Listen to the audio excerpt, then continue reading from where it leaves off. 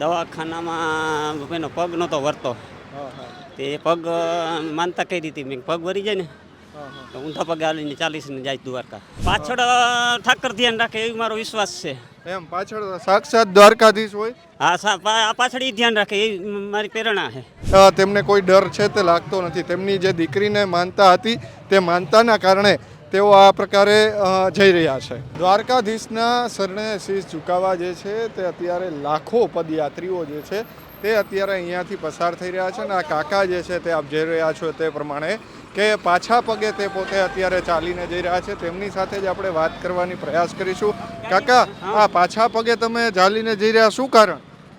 મારે માનતા હતી બેબીની. એમ શું માનતા હતી? મારે બેબીનું એક્સિડન્ટ થયું હતું. હા હા.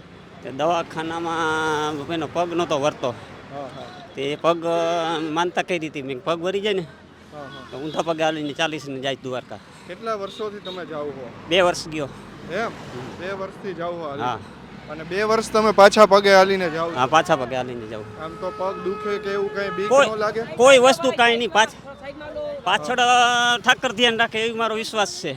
એમ પાછળ સાક્ષાત દ્વારકાધીશ હોય. હા, પાછળ એ ધ્યાન રાખે એ મારી પ્રેરણા છે.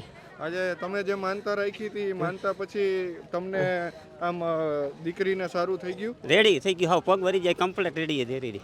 એમ શું કહેશો તમે આ દ્વારકાધીશ વિશે? દ્વારકાધીશ ગમે એ માણસને મનોકામના હોય તો પૂરી કરે. હા.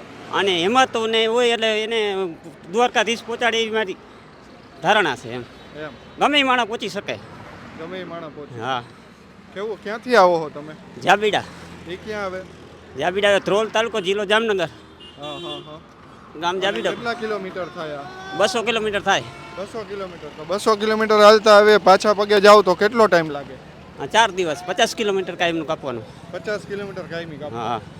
બરાબર. થાક ન લાગે કાંઈ? ના, ખબર જ નથી. કોઈ વસ્તુની ખબર ન પડે. કેટલી ઉંમર થઈ તમારી? મારી ઉંમર થઈ 58 વર્ષ. માનતા તમારે હતી એટલે તમે આ પાછા બને હાલો? હા, માનતા હતી એટલે. બરાબર. આપ જોઈ રહ્યા છો તે પ્રમાણે કે કાકા જે છે તે પાછા પગે અત્યારે હાલીને જાય છે. આ જ રીતે 2 વર્ષથી તેઓ જતા હતા. તેમની દીકરીની જે માનતા હતી તેમના કારણે તેઓ પાછા ચાલીને જે છે તે જઈ રહ્યા છે. તો તેમણે એવું કહ્યું કે પગે પાછા મારી પાછળ જે છે તે સાક્ષાત દ્વારકાધીશ છે. તે તેમને અત્યારે પાછળ હોય તેવું તેમને લાગતું હોય છે ને તેમના જ કારણે તેમને કોઈ ડર છે તે લાગતો નથી. તેમની જે દીકરીને માનતા હતી તે માનતાના કારણે તેઓ આ પ્રકારે જઈ રહ્યા છે.